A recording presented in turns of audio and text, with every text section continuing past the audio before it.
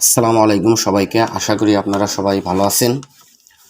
গত ক্লাসে আমরা রিকন সম্পর্কে আলোচনা করছিলাম। আজকে আমরা ইম্পর্টেন্স অফ রিকন অর্থাৎ রিকনের গুরুত্ব সম্পর্কে আজকে আলোচনা করব। চলুন শুরু করা যাক। রিকনের গুরুত্ব অনেক, যেটা আমরা হ্যাকিংয়ের ক্ষেত্রে বলতে পারি রিকনের উপর বেস করে বাকি কাজগুলো হয়ে থাকে। রিকনের গুরুত্ব কতটুকু তা আপনারা এই সেন্টেন্স থেকেই জানতে পারবেন। যেমন একজন রিসার্চার বলছেন যে a strong phase of information gathering makes the difference between a good and a bad penetration tester.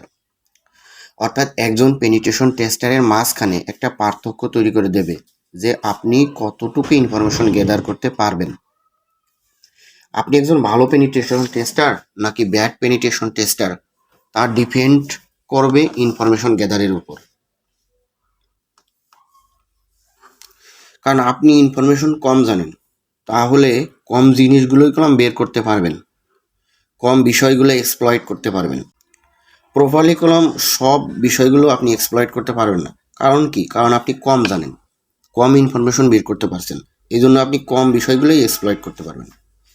আপনার কাছে বেশি ইনফরমেশন আছে, আপনি বেশি এক্সপ্লয়েট করতে পারবেন।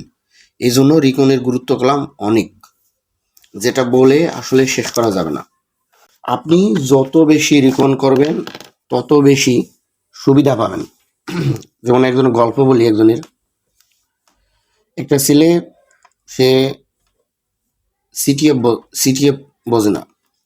স্কিল ইনজেকশন কি, বিভিন্ন ধরনের ভার্নাবিলিটি, যেমন স্কিল ইনজেকশন আছে, ক্রস সাইট স্ক্রিপ্টিং আছে, তারপরে আছে আইডোর আছে, ওপেন রিডাইরেক্ট ভার্নাবিলিটি আছে, এই আরও ইত্যাদি অনেক ধরনের ভার্নাবিলিটি আছে। এই ভার্নাবিলিটিগুলো সম্পর্কে সে অবগত না। তার টার্গেট ছিল রিকন নিয়ে। সে একটানা 6 থেকে 7 মাস শুধু রিকনের পিছনে সময় দিছে, মানে কীভাবে ইনফরমেশন ভালোভাবে গেদার করা যায়, তারপরে এক্স্যাক্টলিভাবে ইনফরমেশনগুলো বের করে আনা যায়, আরও বেশি স্মুথলিভাবে মানে বেশি ইনফরমেশন পাওয়া যায়, এই বিষয় সম্পর্কে সে একটানা 6 থেকে 7 মাস এই বিষয় সম্পর্কে সে স্টাডি করছে এবং জানার চেষ্টা করছে। এইভাবে করে তিনি হার্ভার্ড ইউনিভার্সিটির একটা ইনফরমেশন ডিসক্লোজার পেয়ে সে একটা বাগ পাইছে। এই বাগ পেয়ে সে এখানে রিপোর্টটা সাবমিট দিছে এবং ভ্যালিড বাগ হিসেবে কাউন্ট হয়েছে। তাহলে এখন এটা বলার কারণ কি, যে এই সিলের গল্পটা যে বললাম, এটা বলার কারণ কি? বলার কারণ হলো এটাই যে আপনার টার্গেটটা ফিক্সড করেন। আপনি কি সিটিএফ খেলবেন, নাকি বাগ হান্টিং করবেন, নাকি জব করবেন, কোনটা করবেন? কারণ আপনার যদি বাগ হান্ট টার্গেট থাকে, তাহলে অবশ্যই আপনাকে আমি